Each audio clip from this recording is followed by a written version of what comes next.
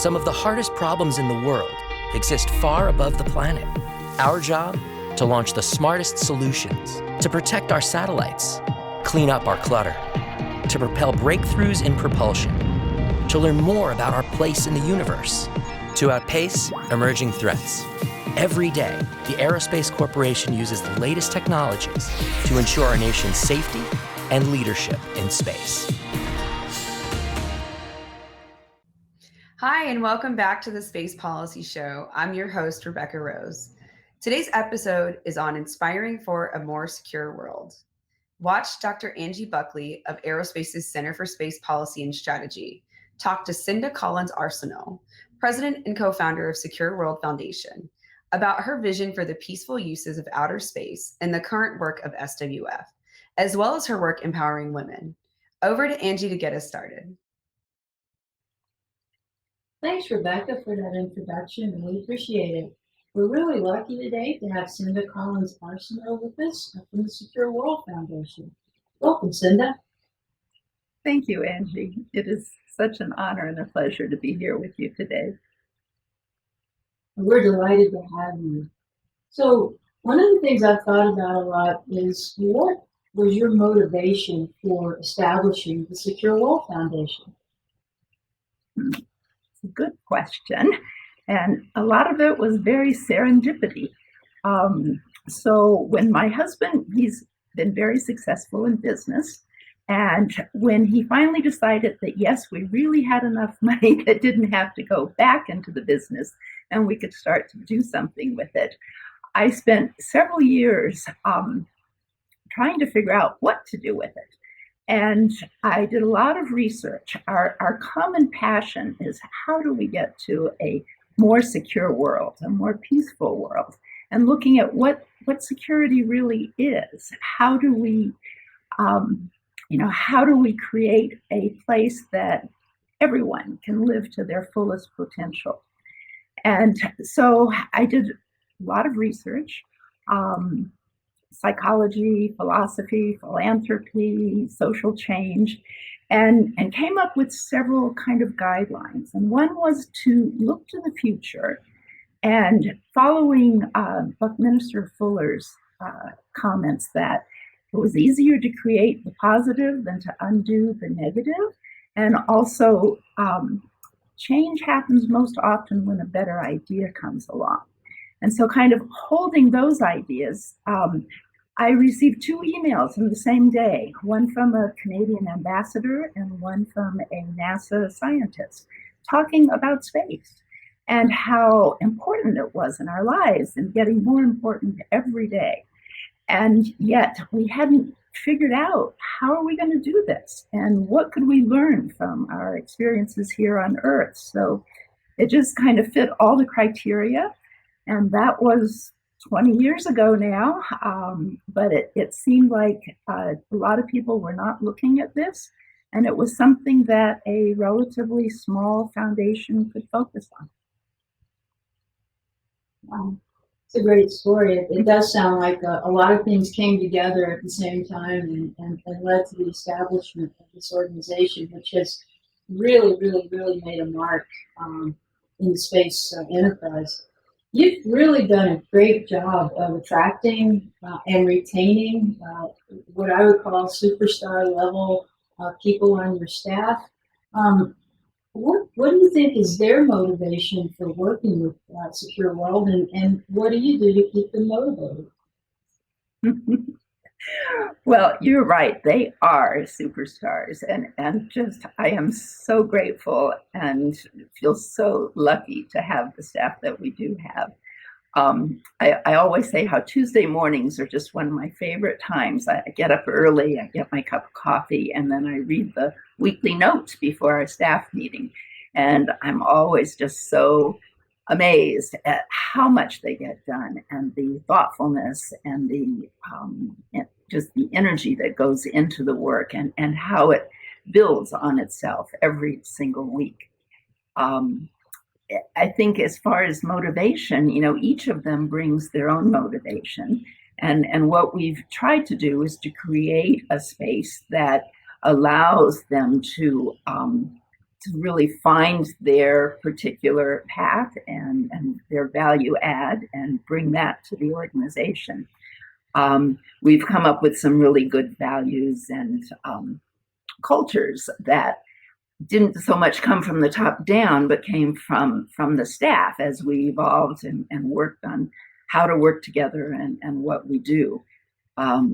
We kind of built on the 3 C's of space: that contested, congested, and competitive, to be cooperative, collaborative, creative, community, and celebratory. So we want to have this environment that not only works towards a more secure world, but creates the environment that we want to live in. That's fantastic, and I can see that in my personal experience with Secure World. It's amazing to me that, you know, I pick up, I read a lot of the trade journals and newsletters and things, and, you know, pretty much 2 or 3, 4 times a week I see, you know, someone from Secure World quoted in these articles that I'm reading, and I think it's just amazing, you know, how much impact you've had for being such a small organization. So how does it make you feel that? How does it make you feel that Secure World is an internationally recognized and respected think tank, if you will, that you guys are involved in almost every level of policy making, from you know, the United Nations Office of Outer Space Affairs and NUSA, all the way down to the lowest levels of policy making? How do you feel about that? Well, proud. And you're right, we are small, but we are mighty. And that's been intentional to stay small. We're very flexible and able to respond, and we've really kind of found our niche. And you know, so from the beginning, Ray Williamson, one of our first directors, recognized the value of getting involved with COPIUS.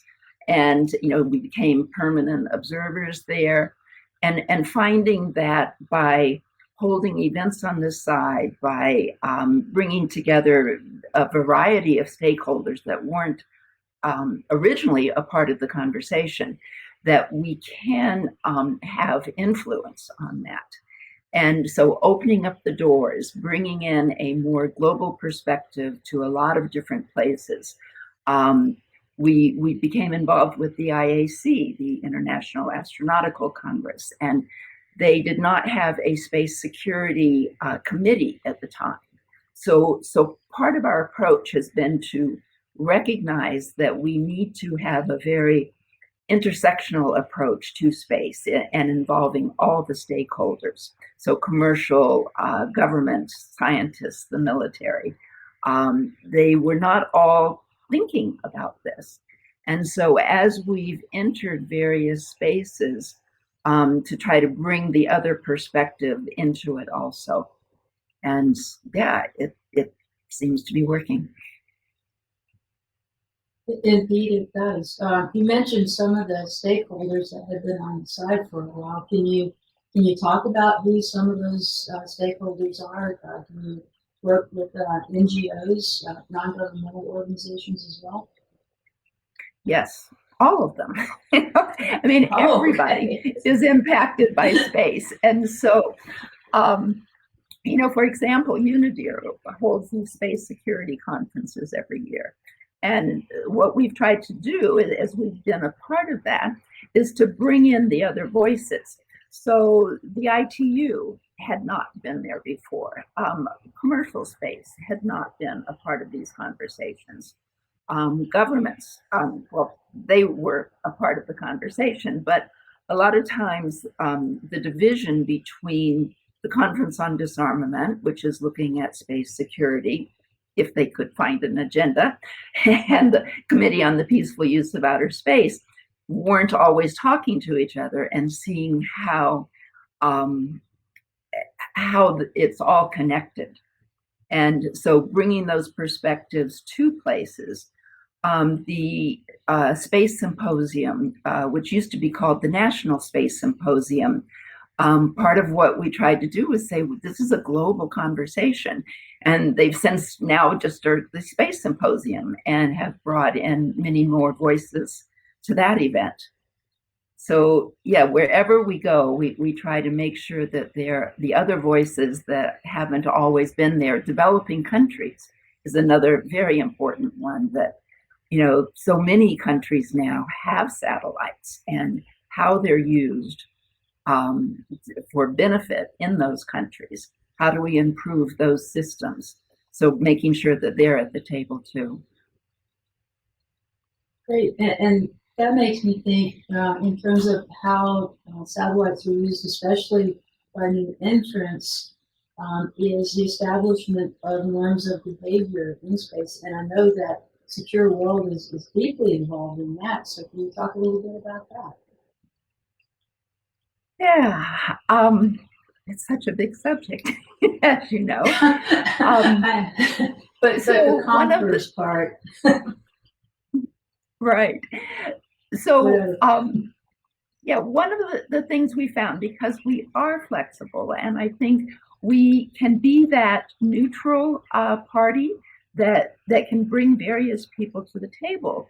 So DARPA, when they were originally looking at on-orbit servicing, that we have the technology, but they recognize that it's more than technology, that the political will, the understanding of how we're going to do this, what are the norms, what are the rules of the road. And of course, anything that can go up and repair a satellite could also destroy a satellite. So one of the early things we did was working with DARPA on hosting a series of events in different parts of the world, Latin America, and Africa, and Asia, to begin this conversation of what are some of the norms that we want to involve. And that has evolved into CONFERS, which is a consortium of those satellite companies doing on-orbit servicing to develop and be a part of creating those norms and rules of the road. So yeah, it's such a common goal. What we have tried to do is to find the low-hanging fruit. What do all the stakeholders have in common? What are those issues, and what needs to be done in order to create the ability to continue to reap the benefits that we get from space? Fantastic. Some of my first interactions with Secure World Foundation events, activities, were some space debris conferences that convened in China. And I think, how are we keeping China in conversation about norms of behavior? Or what can organizations like yours do to keep everyone involved in the conversation, the thinking? Right. Well, one of the things, we have a very amazing advisory group. And currently we do have someone from China, from Russia, from India, because it is so important that this be a global conversation. With China, again, it's finding what is the common interest, and space provides lots of common interests. But in looking at the commercial aspects of space, China has an evolving commercial group, and connecting them with the US groups and other international commercial groups. So we've begun some conversations, and what we're finding is that there's a whole lot we don't know. And that's why it's so important to continue the conversations and understanding where other nations are coming from and what are their interests and how do we find that common ground. So those conversations are happening and very important to continue to happen. Absolutely. We kind of change the subject a little bit. Your organization does a lot of outreach. All the time. You show up at events, you provide speakers, all sorts of things every year. We've already discussed the fact that you have a small staff. So how do you go about selecting among all these global events that you have to choose from, which events you would participate in that would have the highest impact. Yeah, I think it's come over the years, of experience. You learn which places you can add the most value and how to do that. We kind of decided a while ago that, reaching out to, schools and talking about space and interest there, grade schools, high schools, although occasionally, we get invited to do a talk to a younger group, but it really is focused more on those people who are in decision-making roles at this time and that might not have the knowledge they need to make those important decisions about space right now. So that's where we find we can add the most value, by being that kind of trusted resource to provide factual information and help facilitate some of those conversations. Great. I have to thank you for the opportunity to have served on your board of advisors. And by serving on your board of advisors, I got a lot of insight into a lot of the projects and programs in which Secure World participates. And over the years, you've done so many projects. You've published the handbook for new space actors. You've published all sorts of papers and things. But talk about one or two of the projects that you think have had the most influence in terms of influencing policy formulation, whether it be domestic or international. Yeah, it is really nice to look back. And when we started, one of the things was this commitment to, we're in this for the long haul. This is not an easy thing. We're not going to change track. We're here to really to become knowledgeable, to add the value when we can. So an early one was working with the Association of Space Explorers on the idea of an incoming asteroid, which of course is the most common goal for all of Earth. How are we going to deal with it? How are we going to know about it? And there really were no systems in place to look at that.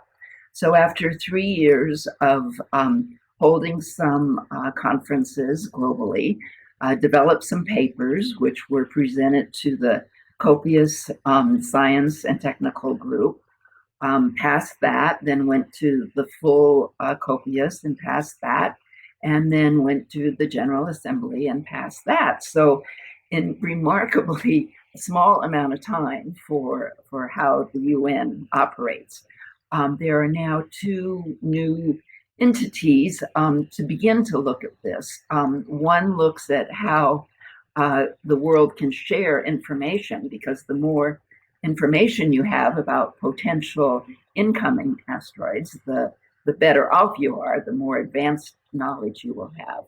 But then the other one is also looking at what will be the decision-making process when this happens. And we know it will eventually, hopefully not for a while, but it's a very complex situation, and how we respond to that could determine the fate of the Earth. So that is one that I'm quite proud of, that has been put in place. And the other, as you mentioned, is confers. I think that working ahead of time, kind of laying the groundwork, and then actually establishing this new entity that brings together those operators who are developing on their own what guidelines that will provide for how this can move forward. Let's see, another one then is AMOS, which is satellite operators, and an annual conference that is held in Hawaii, which of course is part of the benefit of it. But we introduced the idea of including a policy aspect, because it was mostly technical. And it started as just a kind of side event, and then it got to be a bigger side event, and now is kind of fully incorporated throughout. But having people recognize and also bringing in that more global perspective of what are the policies that need to be in place as we continue to have more and more satellites up there. And a more recent one has been working with the UK as they began to look at what next can we do, on the international setting as far as creating space security and space sustainability. So with them, we held a number of smaller events throughout in different parts of the world, Latin America and Asia. And so working with them they have now introduced UN Resolution 7536, which asks countries to submit papers on what are the concerns that we need to be looking at. So again, to open up that conversation, but it feels really good that we've been in a position to be able to be called upon by governments, by companies, to be that intermediary and sometimes that kind of translator on the communication between the various stakeholders. So yeah, it's nice to look back, and again, this has been about 20 years, but we do look to the future and try to see that each of the things we do are building on the last and building towards the next step. Fantastic. You've done some really, really amazing things, and I've enjoyed watching that over the years. But some, by the way, Amos is happening this week, so yes, we are there. So are we. So anyway, something you said, when you think about the future, you said you're planning for the future. What projects do you have on the near horizon? Say the next few years that you're particularly excited about? Well, one of the things you mentioned, the Space Handbook, which it's been interesting. It's called a handbook for new space actors, and yet we find many old space actors are also very interested because it kind of compiles into one place what you need to know if you are planning on doing something in space. And so we have been able to translate that into Spanish. We have a Chinese edition coming out very soon, and French. So again, making this accessible to the world as needs to be. We've also written some guidelines for the Biden administration, recommendations on what space policy could happen. And so working with Congress, with the US on where are, kind of those low-hanging fruits that could work to bring the world together in looking at space and opening the conversations and keeping that dialogue going. So that's an ongoing thing. We're continuing our partnership with you and USA, looking at some of the space law development and the work with the developing countries and how they can better utilize our assets in space. I don't know, there's more. We're just in the process of setting that up, and the staff always have way more ideas than it's possible to do. I know that well. So you've got a lot of really high energy folks there working with you, and there's always a lot of good ideas going through. One of the things that you've done a real good job at is, even though you have a small staff, you have a very interdisciplinary staff, very, very kind of diverse sets of skills and capabilities. So I'm sure that's one of the things that allows you to work across a number of different layers of the space enterprise and help with that communications. And you guys have been a really good catalyst for some things and facilitators for others. One of the things that you've done an amazing job at is identifying and recruiting members of your advisory committee and members of the board You've got a very broad range of individuals, very diverse. And I know one of your fundamental values is diversity, equity, and inclusion.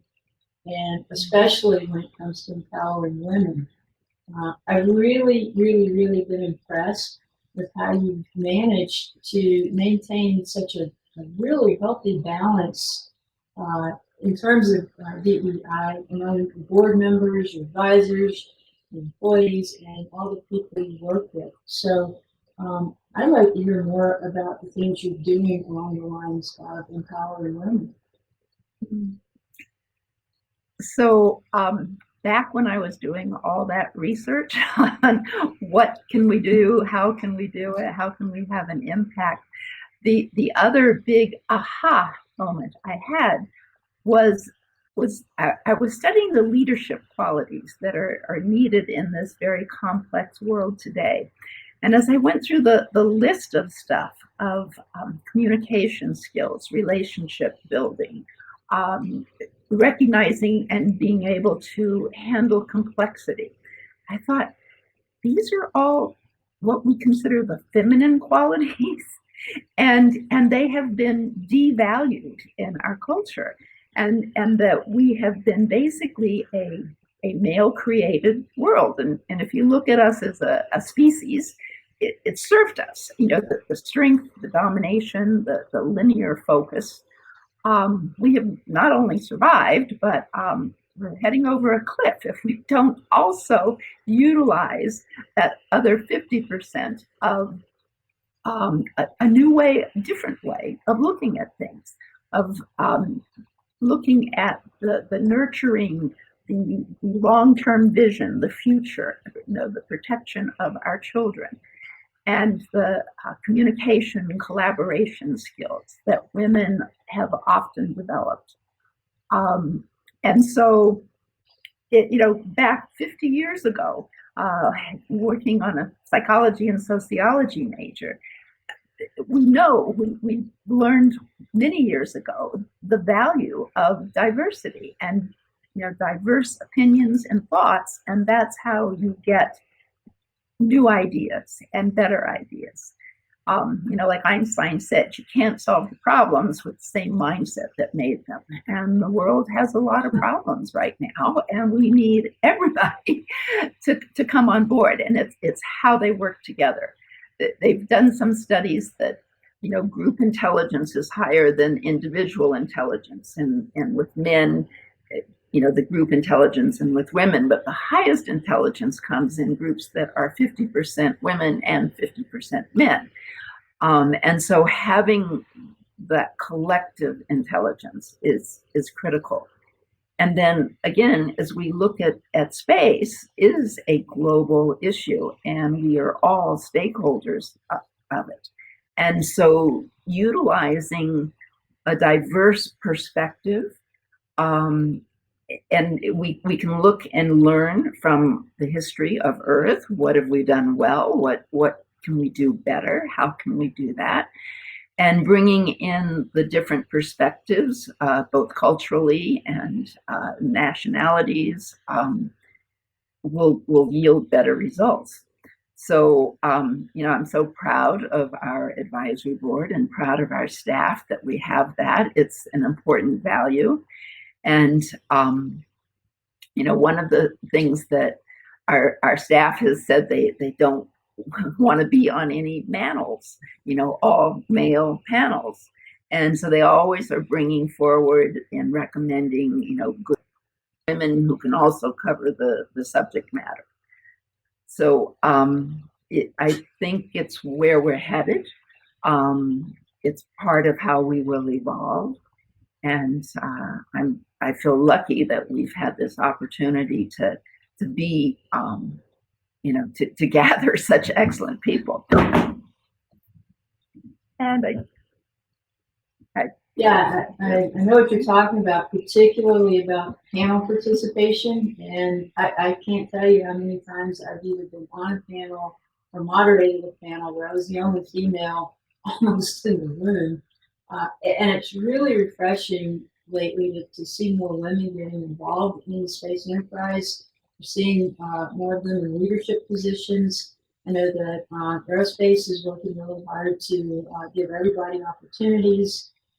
And, recently, diversity, equity, and inclusion has really come to the fore in terms of conversations among the leadership of pretty much everybody in the aerospace enterprise, and in fact, kind of globally.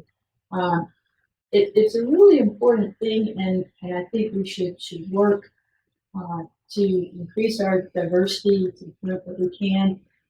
But suddenly it's really become a really hot topic, say in the last year since George Floyd incident. Why do you think that it's all of a sudden, in addition to that one incident, why is it suddenly a very hot topic in the space enterprise and throughout the entire business world?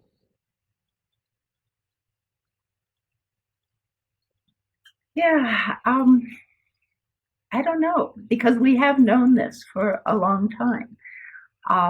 And there's been different times. I mean, part of it, a lot of stuff has been written out of history or never got included into history. But when you go back, and it's been, in particular, a lot of women have led these movements for centuries. And I guess it just kind of takes time before, and there's a lot of conditions right now. I think maybe the time is just right that we are looking at this, and I'm glad we're here. I am too. So I'd like to kind of wrap up, but I want to ask you one more question. It looks like the National Space Council will continue, and they have really done a lot in terms of policy to guide the space enterprise in the United States. If you had the opportunity, what guidance or advice might you provide to the National Space Council? Because they're not just looking at human exploration of space or national security space. They're looking at, or commercial space, they're looking across the entire enterprise in the United States. So if you had, a couple of points you would share with them, what might those be? Yeah. And actually, before I answer that, there was one more thing I wanted to say regarding women. There is a Women, Peace, and Security Act of 2017 that was signed into law, and it does kind of redefine what is security. One of the mandates is that those people who are impacted by policy should be consulted and involved in the creation of policy.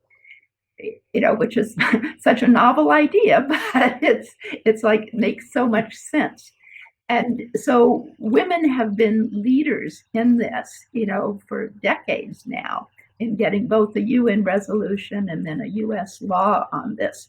So I think that gives us hope that as more women step up and become leaders in this, that we will have better policies and better opportunities. So, concept involve the people that the policy directly affects. Exactly. Yeah. And so on the Space Policy Council, and I hope we do have the chance to give some input, and we have been called to meet with them. As I mentioned, we have produced a recommendation of policy guidelines for the Biden administration. And it takes a look at a variety of issues, from space weather, communications, debris, interagency coordination. So there are numerous steps that I think the council can take to have the U.S. be a leadership in this area, that we can help set, what are those norms? How do we begin implementation of that? We have some guidelines coming out of COPIAS for the long-term sustainability of space, which I'm very proud that our executive director, Peter Martinez, was the lead on getting these into place. taking a look at each of those and seeing what can be done to further implement and move those forward. So I think we are for the US, a very good time to take on some of that leadership in space and model for the rest of the world what that looks like. And of course, that means opening the conversations with the rest of the world and continuing those dialogues. So we'll keep our fingers crossed on that one. Oh, that's fantastic. Cynda, I really appreciate what you've done, and I appreciate the work that Secure World Foundation does. I think it's a terrific organization. Proud to say that we're actually working with you guys on a project that we won't talk about right now, but we'll be talking about soon. And it's really very exciting. And I really appreciate you taking the time to be with us today. Do you have any closing remarks? Anything else you'd like to say to wrap things up? Well, I just appreciate you, Angie, and your when you were an advisor and now a board member, and the support of the Aerospace Corporation. We are small, like you said, and so we don't think this is something that we can do. It obviously involves partnerships with so many other organizations, and we will continue that work together. We're really proud to be part of that. So thank you. I'd like to thank everybody for joining us today, and I'm going to hand it back over to Rebecca. Thank you to Angie and to Cynda for that discussion on empowering women and sharing a vision for using space for the benefit of the world. Let's bring more women into the discussion. And thank you to our fabulous production team, Colleen Stover, James Liggins, and Jordan Bingham. Check us out on Twitter at #TheSpacePolicyShow.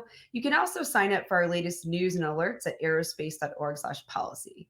And be sure to look for our podcasts and share your favorite episodes with colleagues. We look forward to having you tune in to our next episode of the Space Policy Show. And until then, take care.